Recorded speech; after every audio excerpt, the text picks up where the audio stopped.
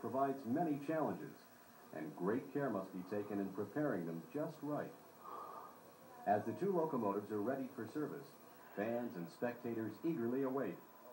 The lull in activity provides visitors on hand the opportunity to wander the museum's grounds and view the many displays. The Mid-Continent Museum is an all-volunteer organization, and its membership has strived to recreate a rendering of an early 20th century American short-line railroad.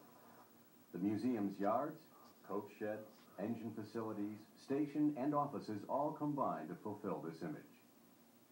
Mid-Continent's outstanding collection of late 19th and early 20th century steam locomotives includes freight and passenger designs, cared for with great dedication. Many of these locomotives have all seen snow train duty over the years. Since the early days at North Freedom, skilled craftsmen have restored and rebuilt many of the engines under the watchful eyes of active and retired professional railroaders.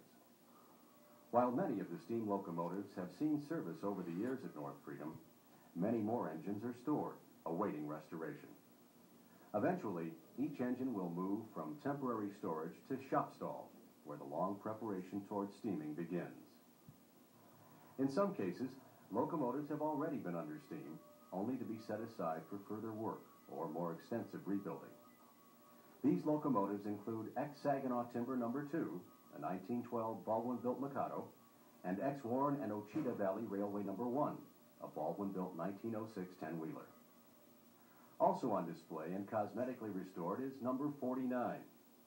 She was built by Alco in 1929 for the Kewanee, Green Bay, and Western, and has a 280 wheel configuration. Sitting in front of the coach shed, she makes an attractive exhibit.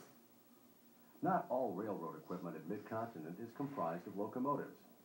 Other historically significant displays are on the property. These include the ex-Chicago and Northwestern Depot, built in 1894, a working wooden water tower, and a cross-section of some of the most widely used coaches and freight cars from around the turn of the century.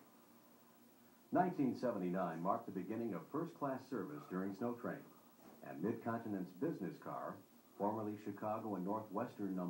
440, plays an integral part in this service.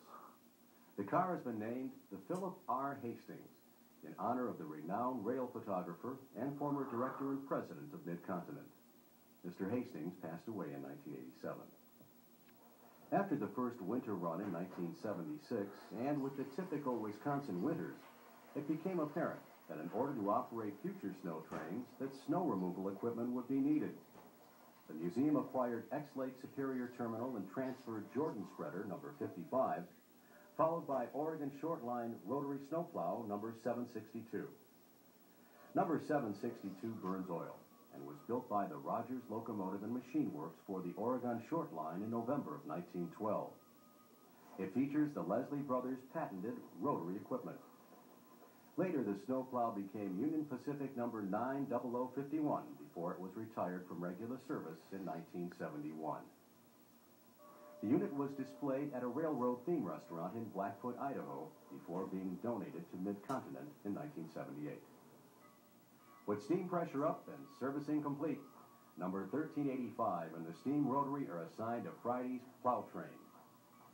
Former Duluth, Mesabi, and Iron Range No. C-74, a sturdy wooden caboose, rounds out the consist.